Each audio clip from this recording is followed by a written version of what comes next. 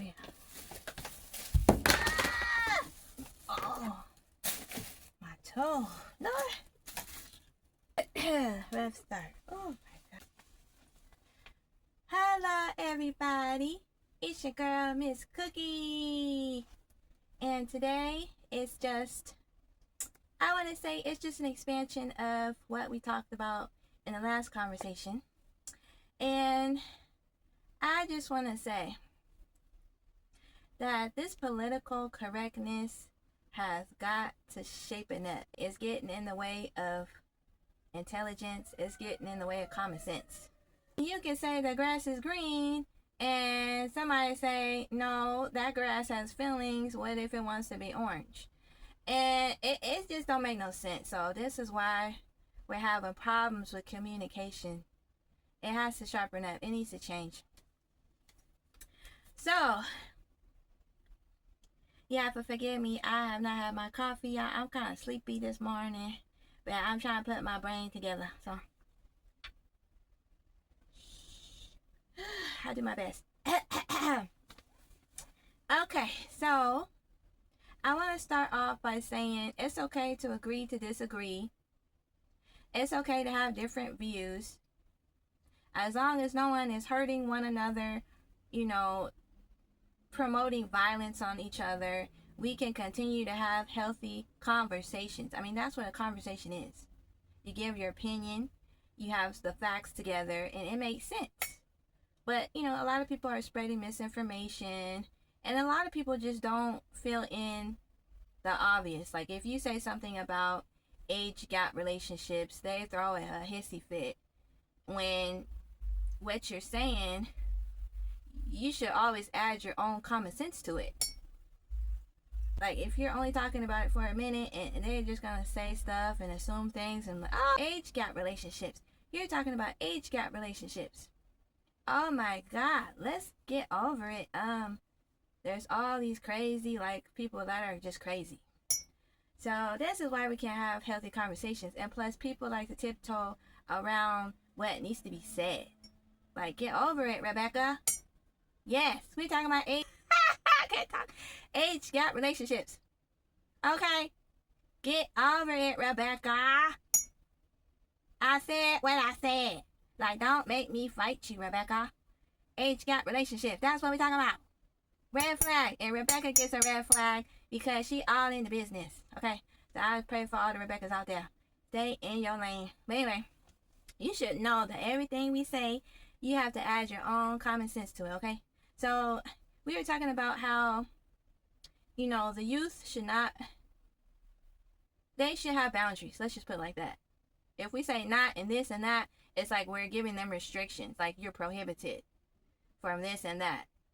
We know that they're old enough to make their own choices, but there should be guidance. I say this and I'm not even a parent, but I feel like when I do become a parent, I'm always going to be a parent, and I do have responsibility to give my kids boundaries and guidelines and outlines so that they can grow and protect themselves emotionally, spiritually, financially, and all of that. You should have guidelines and outlines and boundaries for your children so that they don't end up having problems. So I feel like once you're a parent, you're always a parent. Once you're an aunt, you're always an aunt. Once you're a good friend, you pray you're always a good friend to somebody. So we have to stop with the nonsense. I don't put it like that. We need to stop with the shenanigans and the nonsense and stop beating around the bush and just tell it like it is. But we don't have to be vulgar. We don't have to be angry. We don't have to be stressful. We can do it in a positive way that still says, okay, Rebecca's going to be Rebecca. She got something to say. But everybody else, they understand what's going on. And we don't have to get into arguments, okay? We don't have to do no arguments. This is not about arguments. This is about knowledge.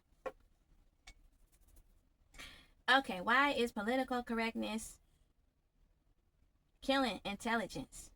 Political correctness is killing intelligence by masking how severe some of these topics are.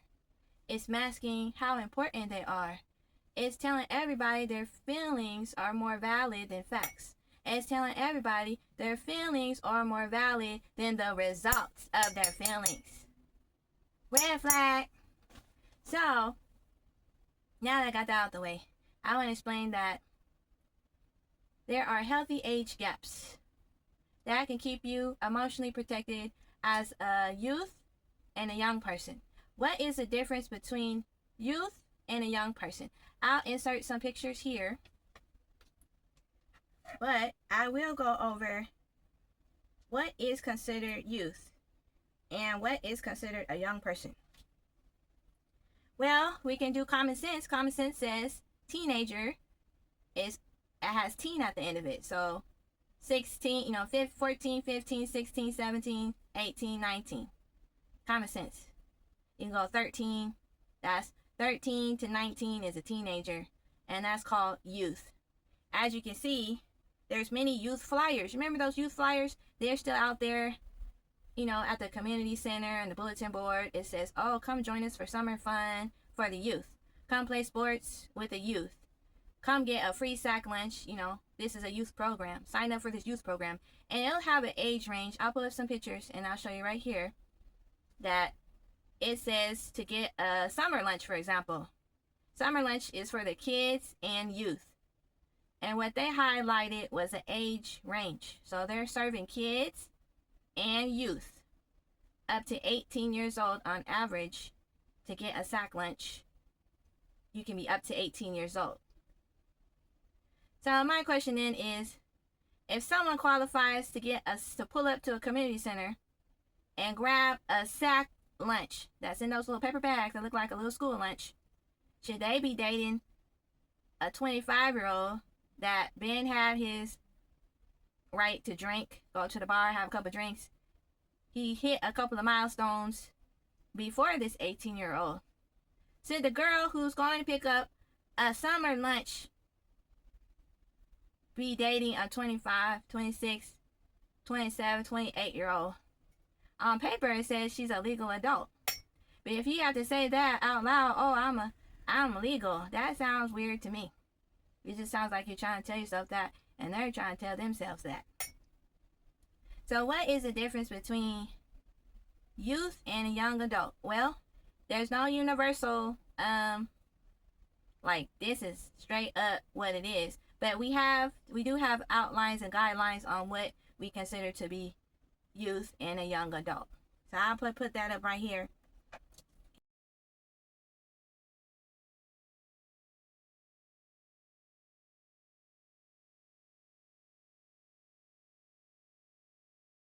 And read a couple things. So, youth and young adult both describe people in transition from childhood to full maturity.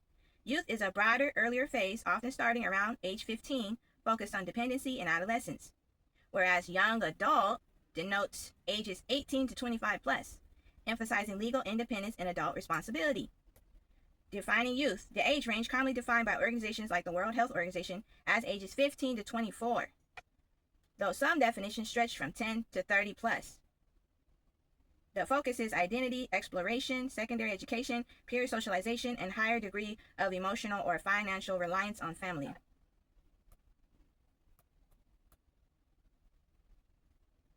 Defining young adults, age typically from 18 to 29. We're talking about young adults. Youth usually has an age range, right? It says on some of these flyers, you can see it says they are taking youth up to 22 years old. Some places put those flyers out saying that youth to them is defined up to 22 years old. But a young adult has hit the legal area. It's like, oh, I'm 18, I'm legal on paper, I'm an adult. If I'm gonna go to jail and be tried as an adult 9 out of 10 times, I'm an adult. But that doesn't mean that you're mature or that you don't need emotional guidance, spiritual, financial, mental, all of that. We know that you're not a baby, right? You didn't get out the womb, you're not in a crib. That's common sense. But that has nothing to do with the emotional maturity, stability, milestones, emotional safety, emotional regulation, understanding and perceiving information. It has nothing to do with that. You're not slow. You're not you don't have a disability. There are people that have intellectual disabilities and they do need past these normal ranges of support. But I'm talking about everybody else, the average person.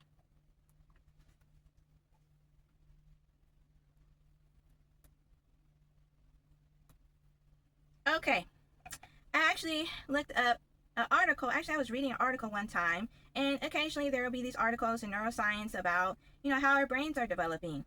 And I came across one that says that there's new research that, your brain doesn't stop at 25. It doesn't stop extending. It says your development actually extends into your 30s. This new understanding changes how we view adulthood and suggests that 25 was never meant to be the finish line in the first place. So now we're talking about youth. We're not talking about the youth, we're talking about the young adults. The quarter life. You've only lived a quarter life on this planet. You've only had a quarter life of experiences. So what do you need to do to guard yourself emotionally, mentally, spiritually, financially? This is not about shaming age gap relationships. There are healthy age gap relationships. This is setting a boundary for the youth and young adults who are 25 and younger. It said right there that your brain is actually still developing in your 30s. But I can say in your 30s, you still need guidance. That should be, like, we all need guidance. But there should be healthy measures to understand what you need as you grow. For example, let me keep it short and clear. So in your 30s, you're a full-grown adult. You're still young, but you're not youth and you're not a young adult anymore. You're just an adult that's young. Does that make sense? So in your 20s, you need more boundaries. When you're 25 and younger, you need more boundaries and guidelines and a stronger support system. You need to be advisable. You don't know everything. You're not, like I said, you have a brain. You can think for yourself. You're not a baby, but you need guidance. Can we agree on that? And then when you're 30, according to this, your brain is still developing. It's always going to keep developing. But at 30, you're still like adding on emotional maturity, empathy, understanding, intelligence. You're still developing parts of your brain. But in your 30s, by this time, you should know probably a significant amount more. You're not perfect. You need some guidance, some help, assistance, knowledge, resources, community. You need some. When you hit 40 plus, that's when you're still a human being. You need friendships. You need community. But you should have gone through all your milestones at 40. Emotionally, mentally, spiritually. You're not perfect. I think every age, every decade of your life, right? Every decade of your life, you should be getting wiser and more independent. You have more experience under your belt. You're more developed as a person. Take it, not everyone develops at the same rate. So I think this is healthy to keep these boundaries for yourself, but also know that you might have to add more time. Where it was 25 and younger, you might have to add on a few more years, depending on your life experiences, who's around you. Some parents, they are needing therapy and they kind of might like keep you in the house, and there's all kind of stuff that could happen to you to where you might not be developing your milestones at the time everybody else is. Or some people might be on the spectrum. Some people might just not be exposed like that to education and the world and experiences. Some people have physical disabilities that keep them in the house and from socializing. It could be a poverty issue. It could be maybe a traumatic brain injury. Like, we don't know what's going on in people's lives. Toxic family members, so on and so on and so on. So this is not spreading fear. This is just spreading education. So based on these findings, this is what's going to keep the youth and the young person safe. My advice is to stick within your age gap. Now, when you hit 26, again, you're not perfect. You're learning. You still need advice. You still need a therapist. You should be venting to your parents and sisters and brothers. And if someone's treating you poorly, you should have a support system. That goes to older people too. Because I don't know how many times I turned on the news and I heard somebody's auntie went overseas to meet somebody, a stranger, and then something bad happens. It doesn't always happen, but stuff like that. And they're like, oh my God, please help me find my relative. They were just innocent. They were just trying to go meet the person they thought they fell in love with on the internet. Yeah. So you gotta be safe. You gotta be smart. You gotta be careful. You gotta have a support system. So don't let this other stuff, feed your mind with negativity and emotions and feelings, and it should be some facts on how you inform your theories around dating. I'll get into some more about relationships and stuff like that later. I'll get into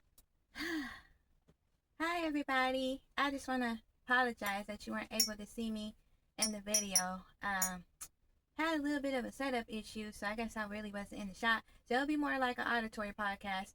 But I wanted to add on a couple things. So in conclusion, everybody just needs to keep having these productive conversations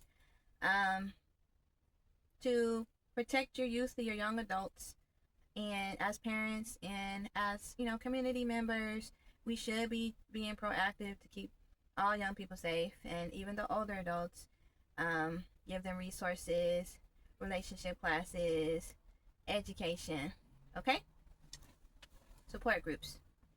And advocate therapy. If we don't have anybody else, you have your therapist. They have free therapy. In some places, they will take your insurance. What's available, like Apple Health Care, and you can get access to a therapist. Okay, for the low income community. Now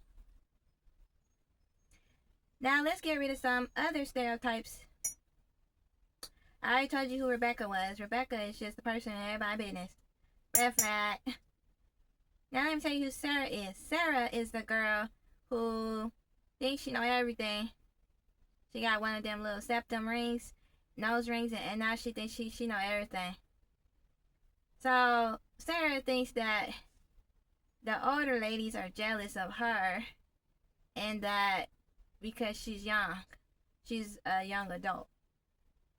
Let me tell you something, Sarah. I've seen some 40 and 50-year-olds who still put themselves together, and they are not mad or upset or think that their partners, boyfriends, or husbands are looking at you. They're not. They're not pressed, worried, or anything like that.